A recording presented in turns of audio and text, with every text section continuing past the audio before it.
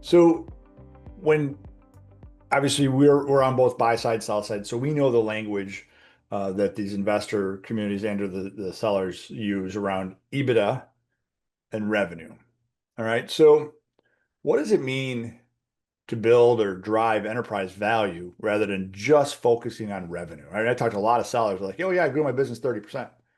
And I want to look at their profitability and it's not there because they just didn't have any controls on their cost or whatever else might be putting pressure on the EBITDA. So can you talk a little bit about enterprise value, where that fits and what buyers are looking for in that regard? Yeah, I did, you gave me a chance to think about some of the topics and though I know we want to be sort of, very sort of back and forth and very real, I did write something down I want to share because I think it's relevant Absolutely. here. What I wrote was, as I thought about this, growing your business is more than growing your revenues, right? It's your recurring revenue and your customer base. It's growing your brand, it's growing your culture, it's growing your employee and customer satisfaction. It's growing your infrastructure so that that infrastructure can scale and growing your profits, your EBITDA.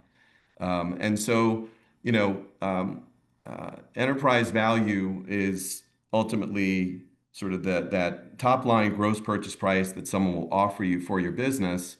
And I said earlier, and so not to contradict myself, the financials matter most. They're what I call table stakes.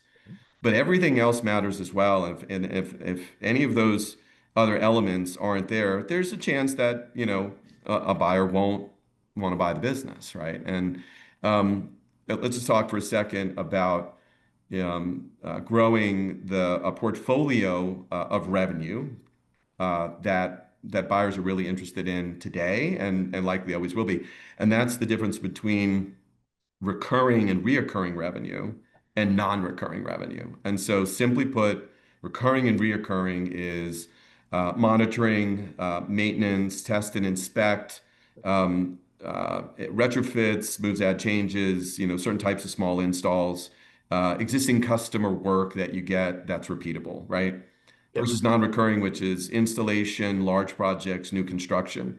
Both matter, both are important. It's kind of hard, generally speaking, what John, I think you and I see is it's really hard to get a pure play, recurring and reoccurring business of a really significant size. It's sort of like this slow growth. If you're not out acquiring them, it's a much more slow growth, organic way.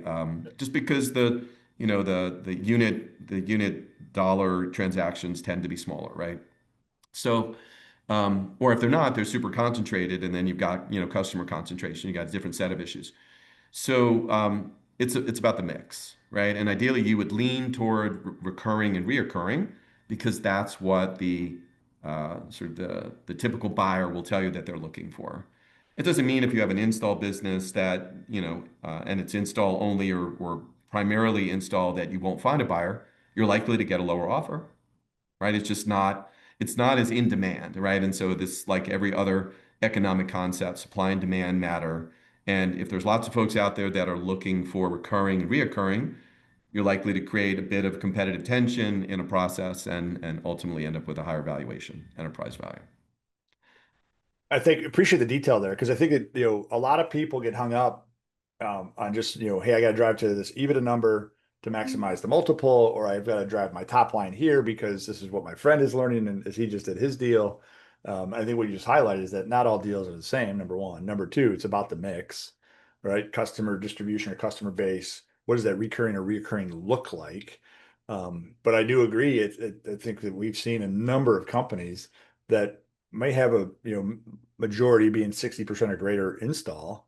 That number is the multiples discounted a little bit because they don't have that recurring nature of the business, right? Where Yeah, you, like you said, we've absolutely. seen a number of deals where it gets really competitive when you've got high EBITDA and recurring business revenue businesses. Yeah, and I mean, again, our bias, yours, mine, is don't do this by yourself because if your view is I just need to grow my EBITDA, I need to grow my operating income, you're potentially not going to get the outcome you're looking for. And I'll give you an example. Big part of my background has been in the recurring world. In the security side, RMR is what creates value, Right. recurring monthly revenue, right? And so there's this sort of like tie back between valuations that are based on a multiple of RMR or a multiple of cash flow, steady state cash flow, adjusted EBITDA, whatever you want to call it. There's some complexity in the RMR world because there's this notion of creation multiple. We're actually investing in generating RMR, right? Certainly on the residential side, even on the commercial side. And my point is, someone will say, what's my business worth as a multiple of RMR? And I'll say, depends. And I'll Yep. say, what do you mean it depends? Tell me about your RMR, right? What's the attrition characteristics? How much, what does margin look like on that RMR, right? Not all RMR is created equal. What is your average RMR? Some people sell, for $19 a month and some people sell for $49 a month, right? Margins are very different. What kind of additional services come from that RMR? Some sort of depress the margin, right? The gross margin. So you have to have these conversations to answer the question. And the same thing can be said about an integration business, where adjusted EBITDA is really the benchmark for determining enterprise value. And so it matters to have these conversations, have them early. So if you want to change your pivot your business model, you have time. Again, the key point, like, is it 6 months or is it 2 years? Right? You Honestly, need the time. longer the better if you have more work to do.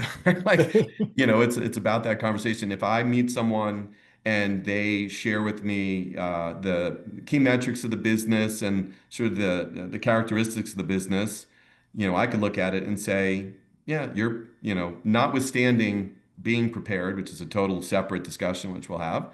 Are you ready from will you generate interest? Will you generate competitive tension? Will you generate the highest of the range of multiples of EBITDA? It really just depends on what your answers to about your business. Like, what are those characteristics? I have a client now who says they're years out, and thankfully so because they focus on install and they recognize the need to build their recurring and reoccurring, and they're going to do some intentional things over the next few years to get there. Yep. So thankfully, we met. We were introduced by somebody else who sold their business and caught them at the right time. If they said, I've got to sell in 6 months, for any one of a variety of reasons, I've got a medical condition, I've got a bucket list I haven't started, all of those things, then it's a little harder, right? You're maybe not going to get the outcome that you're looking for. Doesn't mean you won't get an offer. You just may not get the offer that you want. So, Yep. Very good. All right, let's pivot a little bit to, we'll dive into the weeds a little bit specific to the core elements for the fire protection businesses. We talked about the financials, we talked about the customer base, but do a little bit deeper. What are some of the must-haves for a growth-ready business? What have you seen that have allowed those businesses to be successful as they get ready to go down that path for growth? yeah. We touched on it a little earlier, and so it's probably good to reiterate it. So, sometimes it takes hearing it a few times. I talk about really with any engagement, but just generally speaking, people, process, systems, and reporting, right? And the way that they all connect together. You talked about leadership, and leadership matters, right? But again, getting into the weeds, you need someone, and one of the first questions that you could ask them is, when you sell, um, sort of why, what's your why? And are you planning to stay involved in the business? How many more, I love this phrase, but how many years do you have left in your tank, Yeah. right? Is this, I'm ready to be done. This is my goal. Or do you have 5 or 10 years? And you're really thinking about this as just reallocating your, accumulated wealth portfolio so that it's not all stuck in your business, Yeah. but you do want to reinvest, roll some equity, and continue to be a partner. And that would have an influence on who the potential buyers are as well, by the way, right? So it's about leadership, right? Do you intend to stick around? And if not, what's that second layer look like? Yeah. And what have you done to cultivate that second layer? And do you have someone to share with the buyer that can easily step in and run the business? Or, and potentially it's okay if you don't, because the buyer will just have a plan to hire someone to run that business or maybe fold them into a branch that they already have there. But all these things matter as someone like you or I working together to figure out who the potential buyers are. So this is where it's as much of an art as it is a science, and building relationships with folks who are out there who have different stories about what they're looking for when they're looking to buy a business. So it's about leadership. It starts with leadership, investments that you make in that leadership group, um, you know, uh, what their focus is, And then I talk about process, right? So people, process, systems, and reporting. Do you have a scalable process? Yeah. Do you even focus on process, or is everything in your business reactive? And then systems, we keep calling it tech stack. There are some really good pieces of software in this industry, but I think you and I tend to find the easy fallback for someone who's got 5 to 20 million revenue is QuickBooks. QuickBooks is not an operating system. It is simply a way to gather, obviously you can use it to build customers and gather and pay vendors, but it's about gathering your revenue and your income to create an income statement, right? And ultimately, that's not what I think the goal should be, right? Is to actually be able to deliver critical metrics that you're using to run the business, that when someone who's looking to invest in your business wants to know about your business, it's really important for them to know that you actually look at the data, that you run the business not based on gut feel. And Yeah. I, again, could give you lots of examples of where that's not the case. And so I spend a lot of time trying to explain to clients why it's important to invest in a tech stack that will actually allow you to develop metrics that you can look at on a regular basis, Yeah. daily, weekly, monthly, quarterly, whatever. Some you should be looking at every day. Others don't bother looking at every day. You don't need to know how they're moving. You need to know what they look like once a month, right? And so we have all of those conversations. Tech stack. And then reporting, that's that connection between what data goes into the system and what it allows you to pull out, being thoughtful about the way that that data goes into your environment, and then ideally having some sort of business intelligence tool that is either inherent in that tech stack or overlaid on that tech stack. Yeah. And it's not just about what you're capable of giving an investor when they're asking.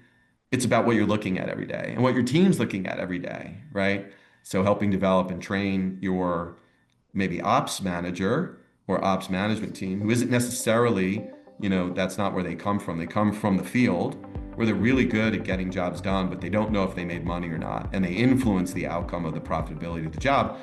That's where the training comes in. You got to have good tools to share the data and then train them with that data. So.